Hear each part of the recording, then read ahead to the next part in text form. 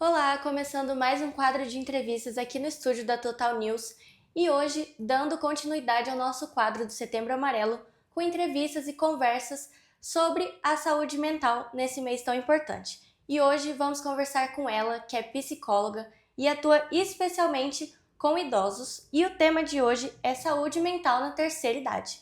Bom, Brenda, seja muito bem-vinda, é um prazer te receber aqui. Como a gente já comentou aqui antes da entrevista, ela é uma psicóloga que atende idosos e é uma pessoa aqui em Campo Grande que é rara, viu? A gente garimpou para achar um psicólogo de idosos, então muito obrigada, Brenda, pela sua disponibilidade. Eu que agradeço, é um prazer poder estar aqui falando sobre esse tema, falando sobre essa fase do desenvolvimento humano, né, que a gente precisa olhar, como você mesma disse, não foi fácil achar, então isso já é uma informação, né, e nós precisamos falar sobre isso. Bom, e para a gente começar, como que você definiria a depressão em idosos e como que ela se diferencia das outras etapas da vida? Eu acho que a gente pode pensar não em uma definição, né? A depressão, pensando na depressão enquanto um processo de sofrimento psíquico intenso, né, que pode acontecer em todas as fases do desenvolvimento, ela é muito singular, ela acontece de forma muito diferente para cada pessoa, né? Esse sofrimento, ele se apresenta de forma muito diferenciada em cada ser humano. E aí a gente também pode pensar que o próprio idoso, assim como qualquer outro ser humano, é muito singular na sua constituição psíquica, na sua constituição enquanto sujeito, né? E assim, né, como ele é singular e a sua subjetividade, ela é singular, o seu sofrimento também vai ser. Então a gente não vai ter aquele padrão da depressão no idoso, porque tanto a depressão como o idoso, como a pessoa idosa, são singulares na forma em que se apresentam. Né? Então a depressão vai se apresentar de formas muito variadas nessas pessoas. E aí é claro que existem algumas questões em comum, né, que vão se articular em relação a essa fase da vida.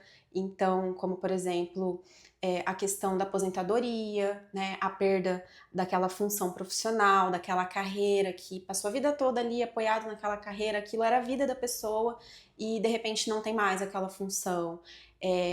As perdas que vão acontecendo ali no entorno, né? Então, existem sim algumas particularidades, né, dos processos depressivos na fase do envelhecimento, assim como nas outras fases. Cada fase tem as suas particularidades, né? E na fase do envelhecimento são esses fatores, as perdas de funcionalidade também, as biológicas, sociais, e as questões profissionais que são bem importantes, né? A gente pode entender que são aspectos em comum que podem se articular nesses processos depressivos. E muitas vezes a gente acaba ouvindo que a solidão é uma consequência, né, do envelhecimento, que os filhos saem de casa e os pais acabam ficando ali sozinhos. Você acha que isso é um mito? E se sim, por que que é um mito perigoso? A solidão, ela é um sentimento assim subjetivo, né? Ela é um fenômeno, um sentimento que não necessariamente se vincula com o estar sozinho, né? Então a solidão, ela pode inclusive surgir mesmo sem que a pessoa esteja sozinha, mesmo uma pessoa que esteja rodeado dos filhos, dos netos, né, dos parentes. Então a gente precisa primeiro olhar para esse aspecto é, é, da solidão enquanto um fenômeno subjetivo, um sentimento, né? Ela não é um fato ali, ela se apresenta de formas diferentes. Então, a solidão, ela, assim como aqueles aspectos que a gente conversou sobre a depressão, são aspectos em comum, a gente pode considerar também ela como algo que comumente surge, né, no envelhecimento devido a essas sucessivas perdas que vão se fazendo, as sucessivas mudanças e transformações que vão acontecendo no corpo, na vida, na família, né, as perdas que vão acontecendo.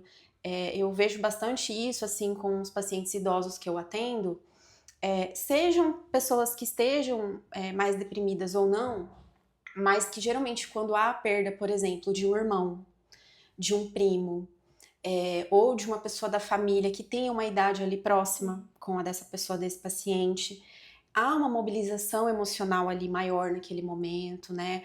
Há o aparecimento ali de um sofrimento, de um questionamento sobre a vida, sobre, dependendo da idade, dependendo de outros fatores, né? Nossa, eu tô ficando sozinho, todos os meus irmãos já morreram, só eu estou aqui. Então, a solidão, ela é sim algo presente, né? Mas que também é muito singular como isso é vivenciado por cada pessoa idosa. E como aprender a lidar com essa solidão, esse sentimento de ver todas as pessoas que eu conheci ao longo da minha vida partindo e aquele sentimento de só sobrou eu. O que fazer agora? Olha, primeiro a gente precisa pensar que o envelhecimento ele é um processo natural da vida, né, uma fase natural, e ele se constitui um processo biopsicossocial, né, ele é multidimensional, digamos assim. Então ele envolve os aspectos biológicos, culturais, sociais, psicológicos, espirituais também. A gente não pode esquecer que o ser humano também tem essa dimensão, e não necessariamente a gente está falando de religião, né? Mas a gente está falando da prática de um aspecto mais transcendente da vida, da busca por esse transcendente, né? A gente está falando de alguns declínios biológicos que são vividos nessa fase, entre outras questões. Mas que tudo isso não está descolado do restante do desenvolvimento dessa pessoa. Então, uma pergunta que a gente precisa se fazer e que a gente, enquanto psicoterapeutas, né, pessoas que cuidam dos idosos, precisamos nos fazer é assim: como foi a vida dessa pessoa até ali? Porque aquilo que ela vivencia na fase do envelhecimento está completamente relacionada a tudo que ela já vivenciou até ali. Como foi a vida dela? Como ela se relacionou com as pessoas? Como ela se relacionou com as perdas, né? Então, como cada idoso vai lidar com a solidão, com as perdas que vão acontecendo, né, são muito mais comuns nessa fase, a perda das pessoas próximas, também está muito relacionado com como essa pessoa lidou com todos esses elementos ao longo da vida, como ela estabeleceu os vínculos, como ela estabeleceu as relações.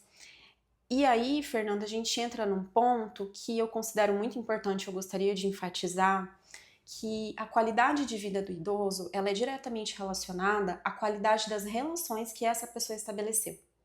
E essas relações, elas não surgem só na fase do envelhecimento. São relações que vão se construindo ao longo da vida, seja com familiares, né, com os parceiros amorosos, com amigos, pessoas de uma comunidade religiosa, por exemplo. Então, esse aspecto solidão, ele se relaciona muito com o aspecto relacional, que é eu, assim, a partir da minha prática, né, não vou trazer para vocês só questões que estão na literatura, mas o que eu percebo na prática é que se relaciona muito com os vínculos e os aspectos relacionais que esses idosos foram estabelecendo ao longo da sua caminhada aqui na vida, né? Você falou sobre essa relação que ela teve durante a vida. Tem muita discussão sobre, acho que principalmente para as mulheres, sobre a questão de preciso ter filhos porque eu vou envelhecer sozinha se eu não tiver. Essa quebra de expectativa, por exemplo, do abandono dos filhos na velhice, pode ter um impacto ali na vida do idoso? Gerar uma tristeza, uma depressão, ou se ver sozinho, assim, ai, meus filhos saíram de casa, agora eu tô sozinho. Sim, sim. E de novo, né? Tudo que se construiu ao longo da vida vai chegar na fase do envelhecimento, seja de forma positiva, seja na forma de um adoecimento psíquico, mas isso vai aparecer. Se não apareceu até o envelhecimento, no envelhecimento vai aparecer. E isso que você trouxe é muito importante, porque às vezes não só as mulheres, os homens também vão se constituindo enquanto família e tendo essa perspectiva de que os filhos farão companhia, de que os filhos vão cuidar. Só que se esses filhos vão cuidar ou não, depende de muitos outros fatores. Depende de como foi essa construção de vínculo familiar, de como foi essa relação pais e filhos. Depende das individualidades desses filhos também. E uma coisa muito comum é isso não acontecer. Eles chegarem à fase do envelhecimento, os filhos vão viver as próprias vidas, e é claro que vão, é saudável que vão, mas muitas vezes os filhos acabam abandonando mesmo, isso é comum. E aí aquela expectativa que existia de que esse filho vai ficar aqui colado em mim, cuidar de mim, se torna uma grande frustração, que pode sim contribuir para um processo depressivo, né? E inclusive para processos psicossomáticos. A gente não fala só no âmbito daquilo que a gente popularmente entende como sendo um adoecimento psíquico, mas muitas vezes isso vem para o corpo também, né? Em doenças psicossomáticas. E a gente estava conversando aqui um pouco antes sobre aquele sentimento de inutilidade, né, que é recorrente entre os idosos, principalmente após a aposentadoria. Como que isso pode ter uma ligação com a depressão na terceira idade? É uma ligação bem significativa, Fernanda. Inclusive, isso está muito relacionado com aspectos, né, como a gente estava conversando. Todo o desenvolvimento humano é perpassado por vários aspectos, várias dimensões. E nesse sentido, a gente pode pensar diretamente nas questões sociais, culturais e profissionais que atravessam o que é ser útil. Então a gente precisa pensar o que é ser útil na nossa sociedade. Quando a gente pensa como um idoso vive, como ele lida com as mudanças e transformações, as imposições dessa fase, a gente precisa lembrar que em cada cultura isso acontece de um modo diferente. Então, o idoso aqui no Brasil não envelhece da mesma forma que um idoso no Japão, na China e em outros países orientais, né? Tem muitas diferenças.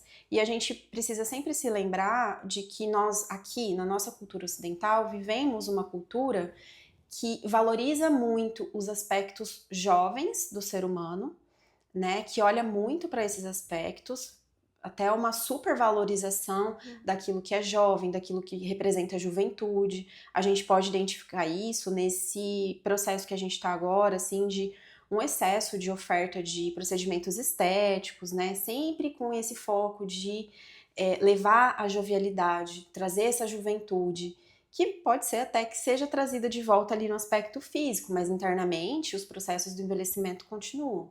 Então, pensando que a gente está nessa cultura, pensando que é uma cultura que valoriza produtividade, você vale o que você produz, né? Você vale o que você contabiliza, suas metas, você vale o tanto de horas que você trabalha.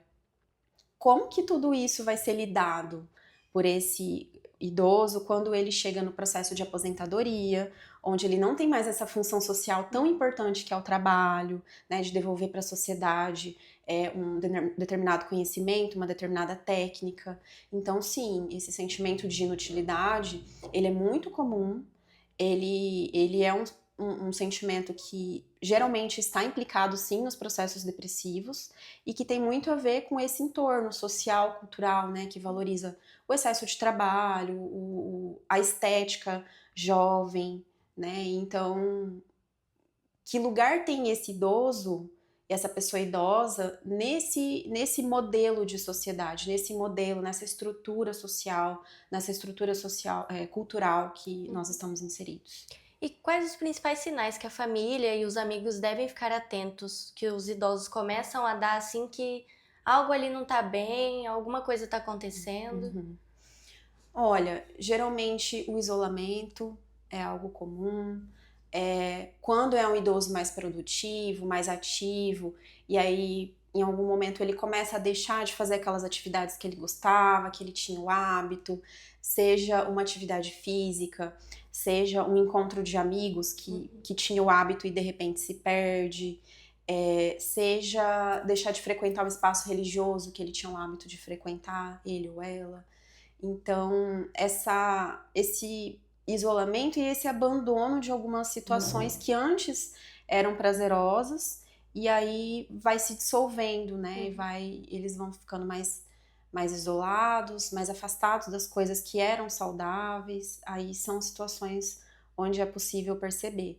E no próprio discurso, algumas coisas que essas pessoas costumam dizer questionar a vida, né? Dizer que estão cansados da vida, dizer que não faz mais sentido. E aí, de novo, a gente retoma essa questão do que é o trabalho, do que é ser produtivo, do que é ser um sujeito existente na nossa sociedade, que é algo muito importante, que é o sentido da vida. Então a gente precisa pensar, né, que em cada cultura a construção de sentido de vida tem as suas particularidades. E aí como que fica a construção do sentido de vida quando, por exemplo, vamos pensar assim, uma situação hipotética. É uma pessoa que passou a vida inteira completamente identificada com um trabalho, por exemplo. Completamente identificada com aquela função. Ela era aquilo, né? Quem ela era e quem era o trabalho, ou a pessoa enquanto profissional se misturam, não tem uma separação. Ela investiu a energia psíquica dela apenas naquilo, ou quase 100% naquilo.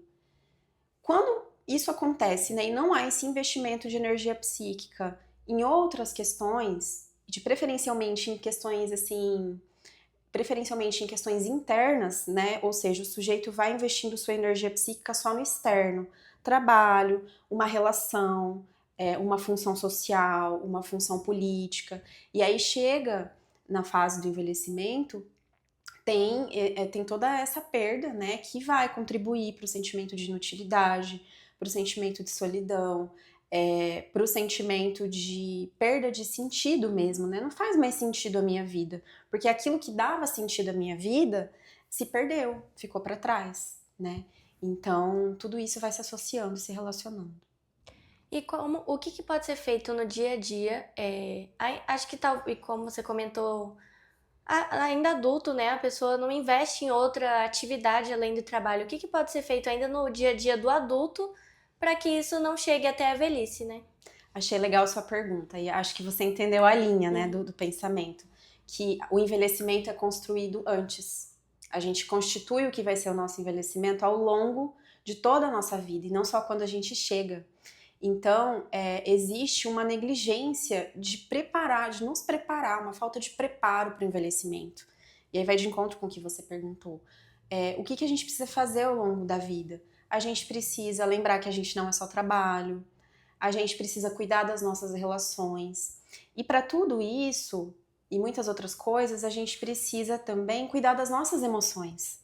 Então, olhar para as nossas emoções, fazer terapia, né? De alguma forma ter contato com o nosso mundo interno ao longo da nossa vida, na infância, na adolescência, na vida adulta, tudo isso vai favorecer que lá na velhice a gente tenha relações mais saudáveis, que vai amenizar esse sentimento de solidão, né? Relações saudáveis, relações construtivas. Isso vai favorecer que nós tenhamos um sentimento de pertencer ao mundo, não só vinculado ao trabalho, por exemplo, né? Mas então, o que a gente precisa? A gente precisa, ao longo da vida, entender que nós podemos fazer outras coisas além de trabalhar, que a gente precisa ter nossos hobbies, né? A gente precisa investir, sei lá, em uma atividade artística, musical, que inclusive são coisas que se articulam com o nosso desenvolvimento cognitivo e que podem também prevenir, por exemplo, demência na fase da velhice. Então, tudo se articula, né? Os aspectos emocionais, cognitivos, as buscas que a gente faz ao longo da vida, seja em termos de relações afetivas, né? De conhecimento, do autocuidado, também com o nosso corpo biológico. Tudo isso vai favorecer que o envelhecimento seja um processo mais saudável. Seria, assim, utópico dizer que ele pode ser super fácil. Não dá, são muitas transformações que acontecem, muitas perdas. Mas pode ser mais ameno, pode ser mais suave. Eu ia até chegar nesse ponto. Qual que é a importância de um idoso praticar uma atividade física, uma atividade psíquica, né? Tem muita essa discussão sobre a própria cruzadinha, a palavra cruzada. Qual que é a importância para esse desenvolvimento mental mesmo do idoso? Olha, como você já tinha perguntado antes, é muito importante que tudo isso venha se fazendo ao longo da vida, né? Na fase do envelhecimento, até diante dos processos neurológicos que vão acontecendo, né? As mudanças, transformações nesse âmbito, é difícil pensar numa conquista de funções, né? Mas é importante muitas vezes que a gente pense, né? A atividade física é importante porque a gente precisa se mexer. Não só na fase da velhice, mas ao longo da vida. A gente tem articulação e isso significa, né, que a gente tem que se movimentar. Então, o idoso também precisa manter esse processo de se movimentar, de exercitar também as funções mentais, né? E com certeza, se ele foi uma pessoa que fez isso ao longo da vida, e na velhice isso já é só uma continuidade, com certeza ele vai se beneficiar muito mais dessas atividades. Mas e se não começou ainda adulto, como começar depois de idoso? Porque tem essa resistência, né? Sim. Olha, Não é fácil e depende muito de cada idoso e de cada entorno desse idoso. Quem tá cuidando, né? Quem são filhos, são cuidadores, são netos, quem são as pessoas que estão no entorno desse idoso. Não tem uma receita, né? Cada família, cada idoso tem uma configuração ali diferente e alguns não vão. Não dá pra forçar, né? Não dá pra pegar eles pelo cabelo e é difícil mesmo.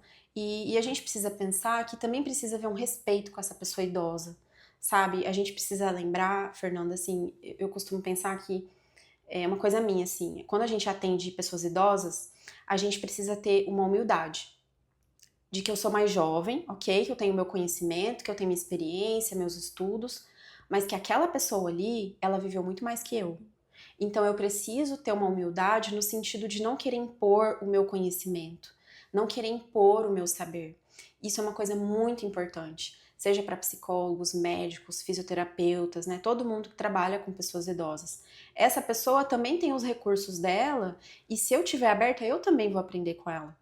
Eu trabalhei numa equipe multiprofissional de cuidados paliativos e nós atendíamos pessoas idosas já, assim, sem chances curativas, né, das suas patologias.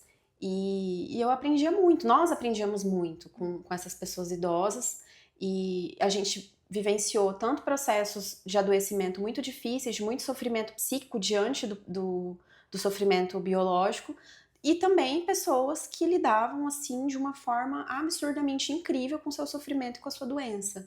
A gente tinha um paciente que ele era italiano. E aí ele tinha, assim, até a questão cultural dele era um pouco diferente da nossa e tal.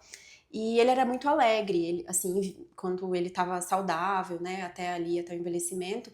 E isso, de certa forma, se preservou. Então, assim, ele estava bem malzinho já, assim, bem debilitado. A gente chegava lá para atender, ele estava tocando violão, estava cantando, assim. Enquanto ele pôde, ele viveu dessa forma. Então a gente vê que tudo que ele viveu até o envelhecimento foi uma bagagem para que ele vivenciasse, né, de forma mais saudável o processo. Bom, e Brenda, para a gente encerrar aqui a nossa entrevista, qual recado, mensagem você deixaria aqui para quem está nos acompanhando? Qual que é o primeiro passo para buscar uma ajuda psicológica e buscar um envelhecimento melhor? Ajuda psicológica na velhice? Acho que, como a gente conversou aqui, ainda adulto, né? Para tentar buscar uma velhice melhor, mais tranquila. Uhum. Olha, eu acho que são muitos primeiros passos, né? Mas a gente precisa se lembrar da nossa humanidade ao longo da nossa vida. E quando a gente se lembra da nossa humanidade, a gente consegue fazer buscas na vida que vão atribuir à nossa existência sentido, né? Sentido existencial. Então, quando a gente consegue fazer isso ao longo da vida, e a gente pode fazer isso de várias formas, nas nossas relações, na forma que a gente olha para as nossas emoções, e aí nisso muitas vezes está assim um processo de psicoterapia que a gente precisa desmistificar, porque psicoterapia não é só para um sofrimento psíquico muito intenso ou para transtornos mentais graves, não. Psicoterapia, análise, também é para quem quer olhar para si, para quem quer se entender melhor, para quem quer encontrar as coisas que precisa fazer ou buscar para dar sentido à própria vida, né? Então, quando a gente constitui tudo isso ao longo da vida, a gente vai com certeza construir um processo de envelhecimento mais saudável, mais seguro, né? Mais afetivo, mais amoroso. Então, agora já pensando, né, na fase da velhice, é importante que a família às vezes se atente para a necessidade de uma psicoterapia que pode beneficiar muito essas pessoas idosas, porque é um espaço onde elas encontram uma possibilidade de expressão emocional que muitas vezes elas não tiveram ao longo da vida. A gente precisa lembrar que quando a gente fala aqui, nesse nosso momento histórico de idoso, nós estamos falando de uma outra geração que teve um conhecimento sobre saúde mental e saúde emocional muito diferente. Na verdade, nem tinha. Quando eles eram mais jovens, com a nossa idade, eles não olhavam para isso. Então, de pensar nessa possibilidade, né? Que eles ainda estão vivos, que eles ainda têm vida, que eles ainda têm energia vital. De que forma investir essa energia na vida? Né? E a psicoterapia pode ser uma possibilidade, assim como todas as outras coisas que eles podem fazer, né? Atividades físicas, arte, música.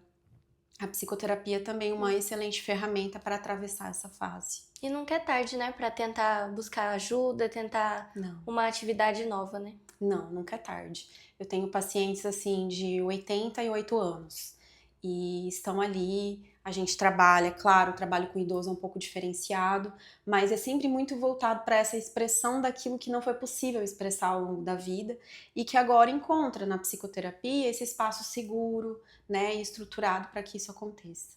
É isso, Brenda. Muito obrigada pela sua participação, por aceitar o nosso convite e foi ótimo. Eu que agradeço, foi uma alegria estar aqui com vocês. Então é isso, muito obrigada por nos acompanhar. Essa foi mais uma entrevista aqui nos estúdios da Total News. Acesse o nosso Instagram, TikTok e o nosso site totalnewsms.com.br. Até a próxima. Tchau!